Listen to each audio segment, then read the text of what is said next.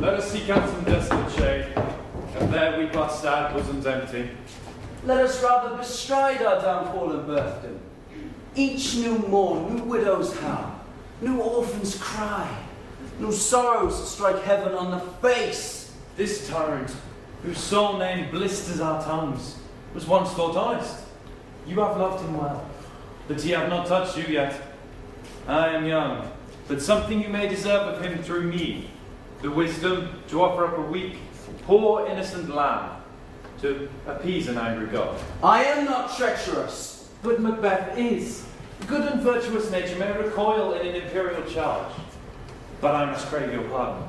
That which you are, my thoughts cannot transpose. Angels are bright still, though the brightest fell. Though all things foul would wear the brows of grace, yet grace must still look so. I have lost my hopes. Perchance even there where I did find my doubts. Why in that rawness left you wife and child? Those precious motives, those strong knots of love without leave-taking. I pray you, let not my jealousies be your dishonours, but mine own safeties. You may be rightly just, whatever I shall think. Bleed, bleed, poor country. Great tyranny, lay thou thy bases sure. For goodness dare not check thee. Wear thou thy wrongs, the title is afeard. Fare thee well, Lord. I would not be the villain that thou think'st, for the whole space that's in the tyrant's grasp, and the rich east to boot. Be not offended. I speak not as an absolute fear of you. I think our country sinks beneath the yoke. It weeps and it bleeds. Each new morn a gash is added to her wounds.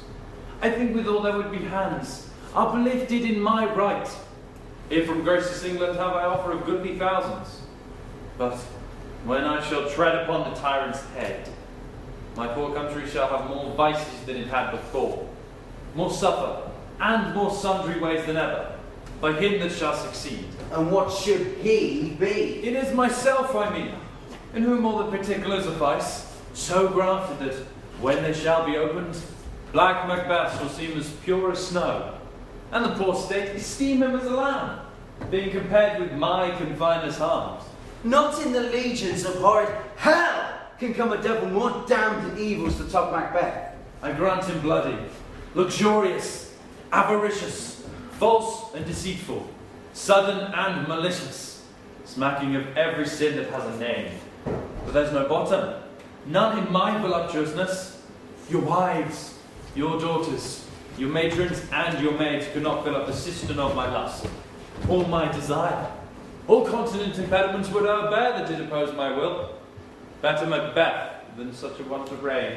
Boundless intemperance in nature is a tyranny. It hath been the untimely emptying of the happy throne and fall of many kings. But fear not yet to take upon you what is yours. You may convey your pleasures in a spacious plenty, and yet seem cold the time you may so hoodwink. We have willing dames enough. There cannot be that vulture in you to devour so many as will to greatness dedicate themselves, finding it so inclined. With this there grows a most ill-composed affection, such a staunchless avarice. If were I king, I would cut off the nobles for their lands, desire this one's jewels and the other's house, and my more having would be as a source to make me hunger more, that I should forge quarrels, unjust against the good and loyal, destroying them for wealth. This avarice sticks deeper, grows with more pernicious root than summer seeming lust, and it hath been the weapon of our slain kings. Yet do not fear. Scotland hath foisons to fill up your will. Of your mere own, all these are portable, with other graces weighed. But I have none. Oh, the king becoming graces, as justice, verity, temperance and stableness, bounty, courage, mercy and lowliness, devotion and fortitude. I have no relish of them, but abound in the division of each several crime, acting in many ways. Nay, had I power, I would pour the sweet milk of concord into hell, abroad the universal peace, and confound all unity on earth. Scotland, Scotland! If such a one be fit to govern, speak, I am as I have spoken. Fit to govern? No, not to live. Oh, nation miserable, with an untighter tyrant bloody sceptred, when shalt thou see thy wholesome days again? Since that the truest issue of thy throne, by his own interdiction stands accursed, and does blaspheme his breed. Thy royal father was a most sainted king, the queen that bore thee oftener upon her knees than on her feet, died every day she lived. Fare thee well. These evils thou repeatest upon thyself have banished me from Scotland. Oh, my breast, thy hope ends here. Macduff, this noble passion, child of integrity, hath from my soul wiped the black scruples, and reconciled my thoughts to thy good truth and honour. Devilish Macbeth, by many of these trains hath thought to win me into his power, but modest wisdom plucks me from over-credulous haste. God above deal between thee and me, for even now I put myself to thy direction, and speak that mine own detraction. Here abjure the taints and blames I laid upon myself, for they are strangers to my nature. I am yet unknown to woman, never was forsworn, scarcely had coveted what was mine own, at no time broke my faith, would not betray the devil to his fellow, and delight no less in truth than life. What I am truly is thine, and my poor country's to command. Whither indeed old seaward, before thy hair approachward, or at its point was setting forth, and the chance of goodness be like our wonted quarrel. Why are you silent? Such welcome and unwelcome things at once. 'Tis hard to reconcile. And see, who comes here? Sir, amen. Stand Scotland where it did. Alas, poor country. It is almost afraid to know itself.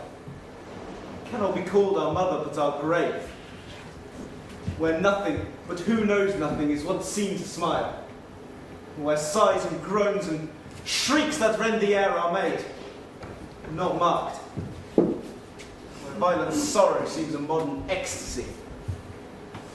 The dead man's knell is there scarce asked for who, and good men's lives expire before the flowers in their caps.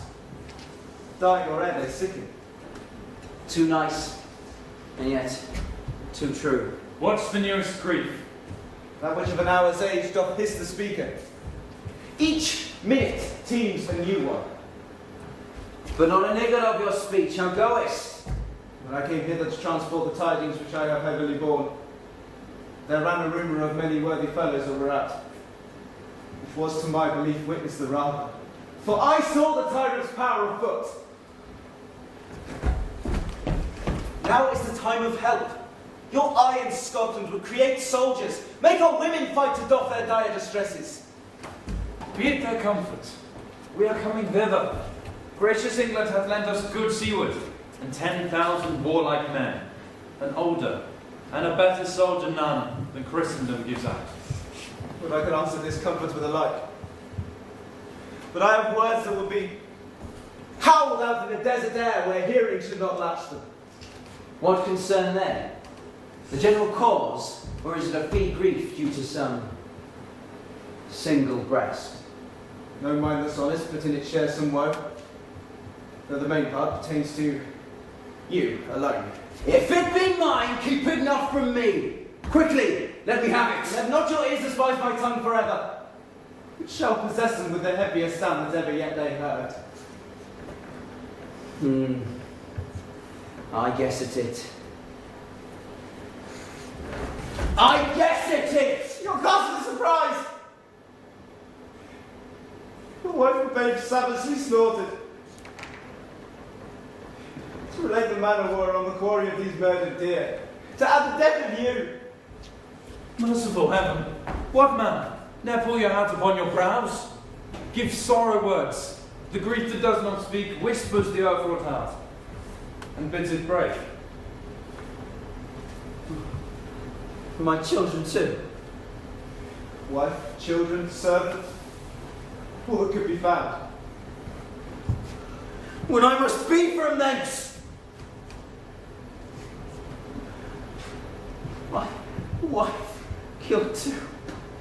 I have said.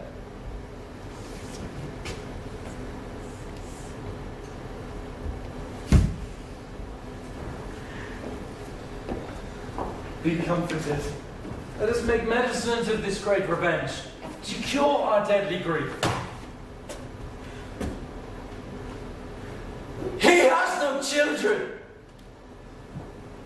All my pretty ones. Did you say all? Oh, how kind all? What? All my pretty chickens. And they're down. And one fell swoop.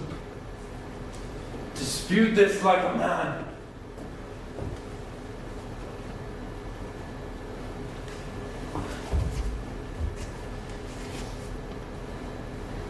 I shall do so. But I must also feel it as a man.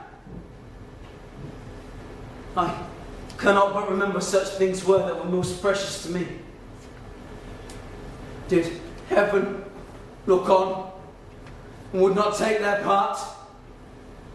Sinful Macduff, that are struck for thee, not that I am, not for their own demerits, but mine, fell slaughter on their souls.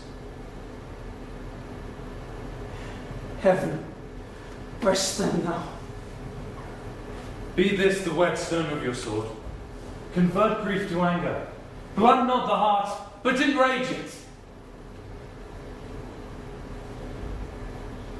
Oh, I could play the woman with mine eyes. And braggart with my tongue.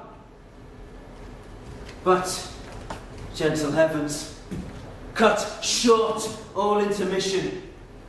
Front to front, bring thou this fiend of Scotland and myself. Within my reach set him. And if he escape,